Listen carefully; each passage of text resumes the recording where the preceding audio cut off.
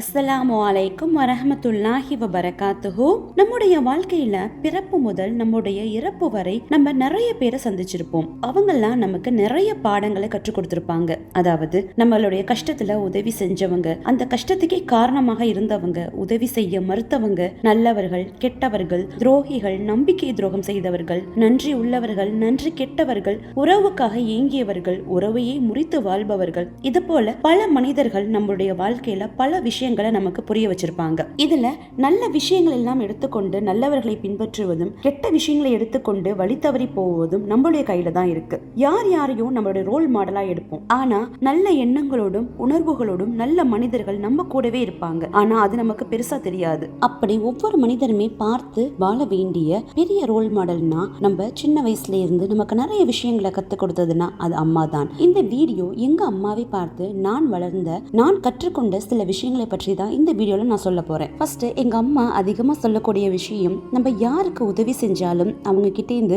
எந்த ஒரு பிரதிபலனையுமே எதிர்பார்க்காம அவங்க நமக்கு திருப்பி செய்வாங்களா, செய்ய மாட்டாங்களா, நன்றியோடு இருப்பாங்களா, இருக்க மாட்டாங்களா, இந்த மாதிரியான எந்த ஒரு சிந்தனையுமே இல்லாம அல்லாஹ்வுக்காக நம்ம உதவி செய்யணும் அப்படின்னு சொல்லுவாங்க. அவங்களும் அப்படிதான் வாழ்ந்தாங்க. இரண்டாவது, நம்ம எவ்வளவுதான் உதவி அவங்களுக்கு நம்ம செஞ்சிருந்தாலும் ஒரு நபருக்கு அவங்க அந்த நன்றியை மறந்துட்டு வாழ்ந்தாங்க அப்படின்னாக்கா அதுக்காக நம்ம வருத்தப்பட வேண்டிய அவசியம் கிடையாது. அதுக்காக நம்ம வருத்தப்படாமல் அவங்க இன்னும் நல்லா இருக்கணும் அப்படின்னு தான் நம்ம நினைக்கணும் அப்படின்னு சொல்லுவாங்க. மூன்றாவது, பிறருடைய மானத்தை காக்கணும் அப்படின்னு சொல்லுவாங்க. அதாவது நம்மளுடைய வாழ்க்கையில ஒரு ஆணா இருக்கட்டும் பெண்ணா இருக்கட்டும், அவங்க தெரிஞ்சோ தெரியாமலோ ஏதாவது ஒரு பாவம் செஞ்சுட்டாங்க, அது உண்மை அப்படி நமக்கு தெரியுது, அதை நம்ம கண்ணால பார்த்து நமக்கு உண்மைன்னு தெரிஞ்சிச்சுனாக்கா அவங்களுடைய விஷயத்தை பத்தி யார்கிட்டையும் நம்ம எதுவும் சொல்லாம அவங்களுடைய வாழ்க்கையையும் காப்பாற்றணும், அவங்களுடைய மானத்தையும் காப்பாற்றணும்னு சொல்லுவாங்க. அந்த ஒரு விஷயத்தை நம்ம மண்ணோடு மடியிற வரைக்கும், அதாவது நம்ம மண்ணோடு மடியிற வரைக்கும் அப்படின்னாக்கா நம்மளுடைய மௌத்து வரைக்கும் அவங்களுடைய விஷயத்தை பத்தி யார்கிட்டையுமே பேசாம எதையுமே சொல்லாம அவங்களுடைய மானத்தை இந்த உலகத்துல நம்ம பாதுகாத்தோம்னாக்கா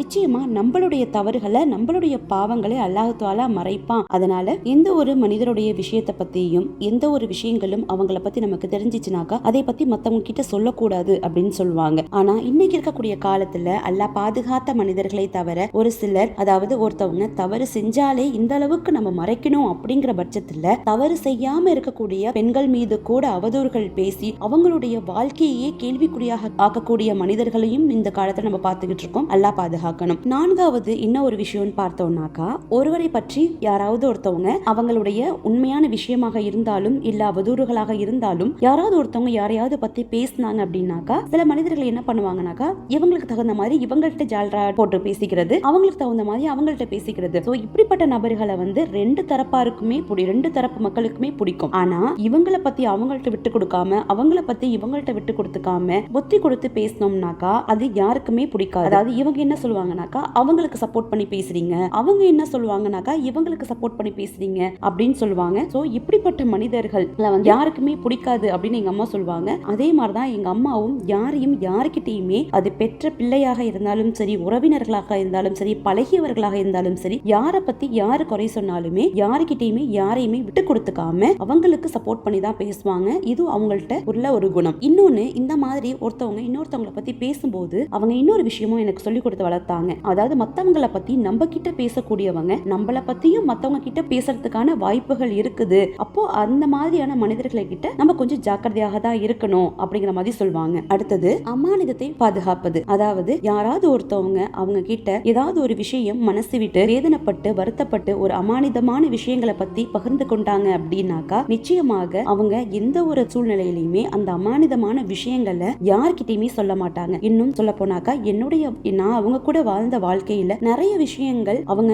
நான் சின்ன பிள்ளையில இருந்து இந்த வயசு வரைக்கும் நிறைய விஷயங்கள் அவங்க அமானிதமா நிறைய விஷயங்களை பாதுகாத்திருக்காங்க. அது எதுவுமே எனக்கு தெரியாது. ஆனா இன்னைக்கு இருக்கக்கூடிய காலத்துல அவங்க அமானிதத்தை பாதுகாத்தது, அவங்க யாருக்கெல்லாம் உதவி செஞ்சது, அவங்க யாரெல்லாம் வாழ வச்சது, இந்த மாதிரியான அந்த நபர்கள் அம்மாவை பத்தி என்கிட்ட சொல்லும் போதுதான் எங்க அம்மா இந்த அளவுக்கு இவங்களுக்கெல்லாம் இதெல்லாம் செஞ்சிருக்காங்களா அப்படிங்கறது எனக்கு இப்போதான் தெரிய வருது. அந்த அளவுக்கு அவங்க அமானிதமான ஒரு விஷயங்கள் யாராவது சொல்லிட்டாங்கன்னா அதை பாதுகாக்கிறதுல ரொம்பவுமே ஒரு கவனமாக இருப்பாங்க. அடுத்த ஒரு விஷயம் என்ன பார்த்தோம்னாக்கா, அவங்க அடிக்கடி சொல்லுவாங்க, அவங்க எங்களெல்லாம் சின்ன வயசுல ரொம்பவுமே கஷ்டப்பட்டு வளர்த்தாங்க. வளர்த்தாங்க. அப்ப சொல்லுவாங்க, என்னதான் கஷ்டம் வந்தாலும் மத்தவங்க கிட்ட எந்த ஒரு சூழ்நிலையிலையும் ஒரு யாசகம் கேட்க கூடாது அப்படின்னு சொல்லுவாங்க. அடுத்ததாக இன்னொரு விஷயம் அவங்க சொல்லுவாங்க. என்ன சொல்லியிருக்காங்க அப்படின்னாக்கா, அதாவது கஷ்டப்பட்ட காலத்துல கூட அவங்களுக்குன்னு சொல்லிட்டு கொஞ்சம் சாப்பாடை தட்டையில வச்சு சாப்பிட போற அந்த நேரத்துல கூட யாராச்சும் ஒருத்தவங்க மிஸ்கின் வந்து பசிக்குதுன்னு சொல்லி கேட்டாக்கா அந்த சாப்பாடை கூட அப்படியே நாங்க தூக்கி கொடுத்துட்டுலாம் நாங்க பட்னியா இருந்திருக்கோமா அப்படின்னு சொல்லுவாங்க. அதாவது தனக்கு இல்லாகட்டி கூட மத்தவங்களுக்கு கொடுத்துட்டு தான் வந்து வெறும் வயிற்றோட இருப்போம் அப்படிங்கிற மாதிரிலாம் நாங்க வாழ்ந்திருக்கோம் அப்படின்னு சொல்லுவாங்க. சோ இந்த மாதிரியான குணங்கள் எல்லாமே நிறைய எங்க அம்மா கிட்ட இருந்து நாங்க கத்துக்கிட்ட விஷயம். மேலும் யார்கிட்டயுமே எந்த ஒரு எதிர்பார்ப்புமே இல்லாம வாழக்கூடிய தன்மை,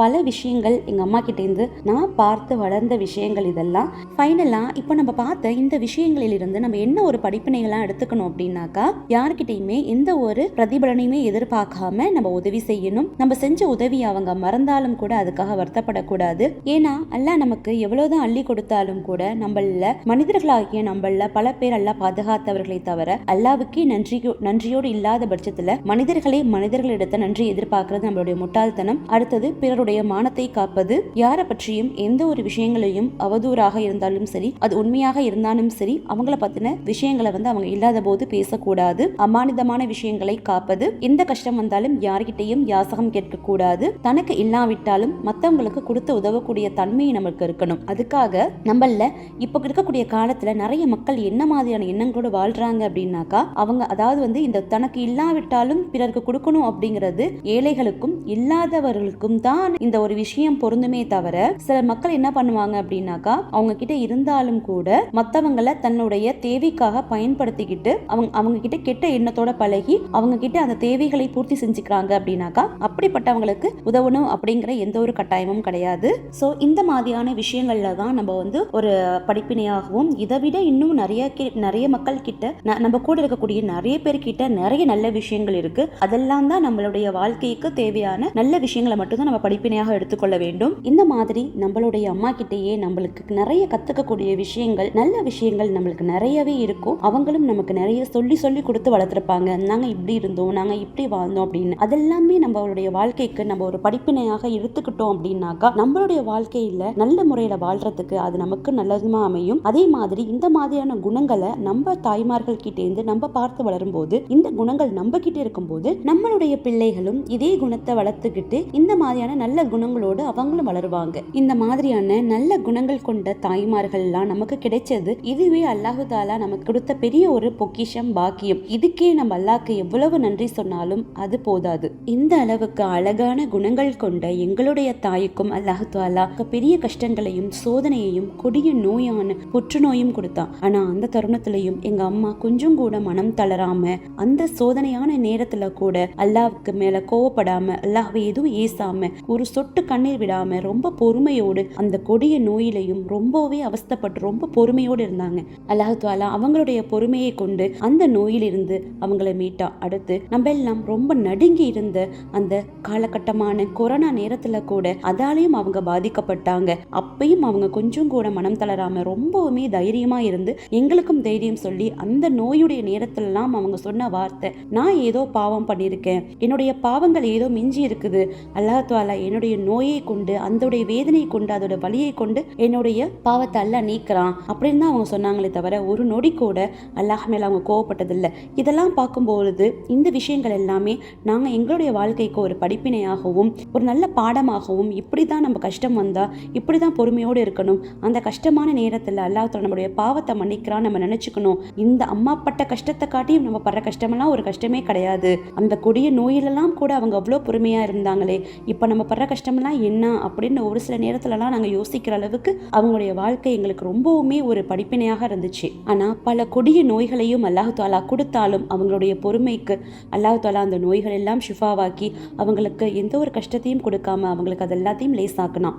இந்த மாதிரி நம்மளோடு இருக்கக்கூடிய தாய்மார்கள், நம்மளுடைய சகோதரர்கள், சகோதரிகள், உறவினர்கள், நம்ம பழகியவங்க, நண்பர்கள், இந்த மாதிரியான நிறைய மனிதர்கள்ட்ட நிறைய நல்ல விஷயங்கள் இருக்கும். அது எல்லாமே பார்த்து நம்மளுடைய வாழ்க்கைக்கு நல்லபடியாக நம்ம எடுத்துக்கிட்டோம்னாக்கா அது நம்மளை நல்ல வழிக்கு கொண்டு போகும்.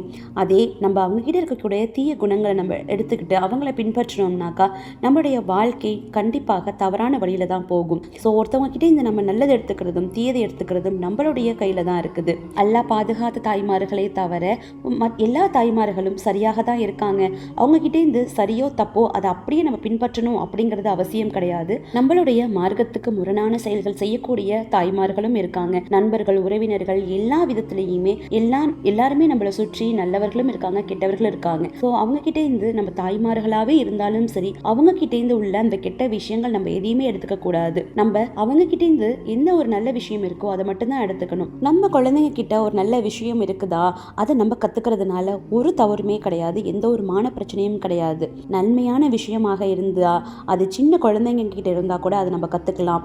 அதே கெட்ட விஷயம் ஒரு பெரியவர்கள்கிட்ட இருந்தாலும் கூட அதை நம்ம தவிர்த்து வாழணும் அப்படிங்கிறத நம்ம புரிஞ்சுக்கணும். எனவே நல்ல விஷயங்களையும் நல்ல ஒரு படிப்பினைகளையும் நல்லவர்களிடம் இருந்து எடுத்துக்கொண்டு நம்மளுடைய வாழ்க்கையை நல்லபடியாக அமைத்துக் கொள்வதும், கெட்டவர்களிடம் உள்ள கெட்ட விஷயங்களை தவிர்த்து கொண்டு நல்ல முறையில் வாழக்கூடிய பாக்கியத்தை அல்லாஹ் ரப்புல் ஆலமீன் நம் அனைவருக்கும் தருவானாக. ஆமீன். இதே மாதிரி உங்களுடைய தாய்மார்களோ உங்களுடைய உறவினர்களோ நீங்க சந்திச்ச மனிதர்கள்கிட்ட இருந்தோ நீங்க ஏதாவது ஒரு விஷயத்த நல்லதா இருக்கட்டும் கெட்டதாக இருக்கட்டும் எதை நீங்க கத்துக்கிட்டாலும், அது எந்த ஒரு விஷயம் உங்களுடைய வாழ்க்கையில ஒரு நீங்க படிப்பினையாக எடுத்துக்கிட்டாலும் அந்த கமெண்ட் செக்ஷன்ல மென்ஷன் பண்ணுங்க.